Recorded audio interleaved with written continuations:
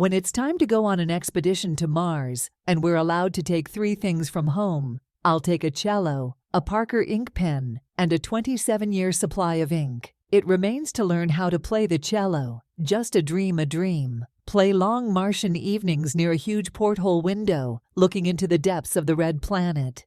Today, I can afford to dream brazenly, without limits, about anything. Even flying to Mars today is a common thought for me, which I calmly think about along with thinking about what to cook for a child for breakfast and where to go for the weekend. An ordinary goal that grew out of a crazy desire. But it was not always so. I, like most children who grew up in the Soviet Union, was deprived of the right to have my own opinion, and I could only dream within the framework of what was allowed. I even thought about going to a monastery at the age of 14 and even seriously prepared for this. For some reason, it seemed to me that in order to be accepted into a monastery, you first need to completely give up your desires. And I directly suppressed them in myself, tried to cut down any desire in the bud, uprooted the seeds of desires as soon as they began to germinate in my fragile and shy mind. But the thought that I don't want like everyone else, I want and I can and I want to no longer give me rest. The thought of the monastery turned into a joke that I really want to go to the monastery, but I'm ready to go only to the men's one. I called my desires goals and ideas for myself, and thus I seemed to remain an obedient girl and did not fill my head with desires, but set goals for myself and fantasized about ideas, which always made up the majority of my thoughts. The most basic thought that lived in me: in this life it is important to try everything. And all this, of course, everyone chose according to their upbringing and promiscuity, so to speak. For me, this phrase has become a green light to try as many new activities as possible. Moreover, at the age of 15, I thought that at 30 I would be a deep old woman and life would cease to please me. And now I'm 47 and I understand that life is just beginning. And then I absorbed everything that came across in my space, went to all sections, made friends with all my classmates in turn, and in the second round, I was a perpetual motion machine and felt the buzz from life only at high speed. Gradually, I realized that if you move through life at high speed, it is difficult to repeat the same actions. And from this life becomes brighter and more interesting. You do not have time to turn your actions into automatic ones and turn into a robot. And surprisingly, I found that every day we do something for the first time in our lives. Even if it is at first glance banal things. For example, clouds.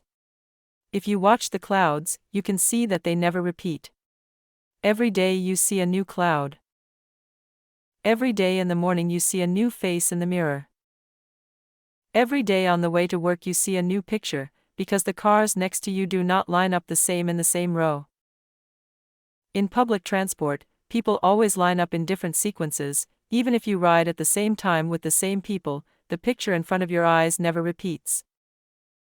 And this thought inspired me so much that I began to track these situations that happen to us for the first time in our lives. And it turned out to be such an exciting process.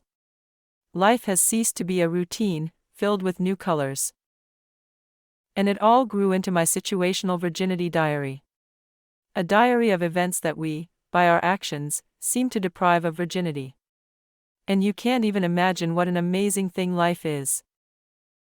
I already hear you say, nothing new happens in my life. I wake up, do the same actions before work, at work, after work I come home, and every day is similar to the previous one. And so millions of ordinary people live and don't bother with your situational virginity. So yes, not so. If you pay attention to what is happening around you, and not just to mechanical actions, then you will be surprised how diverse your life is, if you just pay your attention to small details. For example, you wake up and go to the toilet. Turn on the radio or TV, and every day you hear different news, different music, and react differently to it. You make your own breakfast, but even when you fry eggs, you can't repeat the shape of the broken eggs in the pan, the one that was yesterday, or cut the salad into equal pieces and put the same amount of greens as yesterday. Yes, these are small things. But our life is made up of these little things. And then you go outside and look up and see that the sky is not the same as it was yesterday, and even more so the day before yesterday, and not the same as it will be tomorrow. By simply changing the way we look at our habitual actions, life already becomes much more interesting. And if you add some special actions to it, then bingo, you won a lucky ticket for at least the train from Romashkovo. Who does not know, this is a cartoon about how important it is to seize the moment, because you can be late for life. That's how I got on this little train to the spaceship going to Mars. Because it has become very interesting to feel how everything will happen to us there, on Mars, for the first time on such a scale that we do not even suspect. But that's a completely different story.